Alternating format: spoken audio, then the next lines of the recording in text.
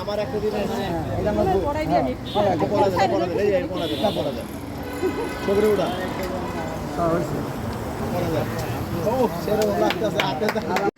খুশি করতে যাইয়ে কষ্ট দিছি, ভিডিও দেখলেই বুঝবেন। এখন আমারও কষ্ট লাগতে আছে।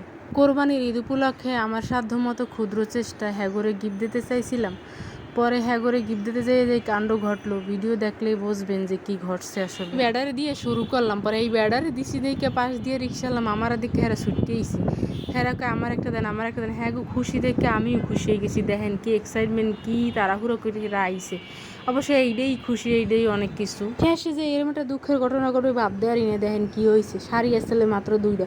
পরে এই খালা মহিলা মানের তো শাড়ি দরকার। হ্যারে কইছে আচ্ছা আম্মের একটা দিব, আমি একটু সরেন, হেরে একটু পরাই দিয়ে হেলে মোর ভাল লাগে। কয়েকজন বেড়ার আইয়া লিখকে ধরছে, পরে কয় কি আমা করে দেন। আমি কিলাম প্যান্ট শার্ট তো শেষ হয়ে গেছে, আমি করে দিবি কারণ শাড়ি আছে, প্যান্ট শার্ট তো নাই।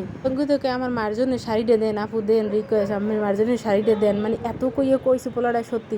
পরে পোলাটারে দিয়ে দিলাম, কিন্তু আরেকটু বেড়ায় কি ঘটনা ঘটাইলে দেখেন। ঠিক একটা শাড়ি লিয়ে অনেক কারাকারি করছে। এই পোলাটারে দেওয়ার পরে এই বেড়াটায় অনেক কষ্ট হয়েছে। কাবু আমি বললাম আমারে দিলেন না।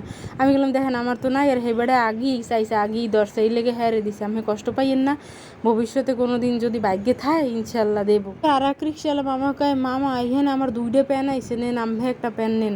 পরে হেরা এক 2টা প্যান বাগাবাগি করে লেছে। এদিকে সত্যি অনেক শান্তি লেগেছে। যাই হোক, একটু হইলে বেড়া মনে হয় কষ্টটা কমছে।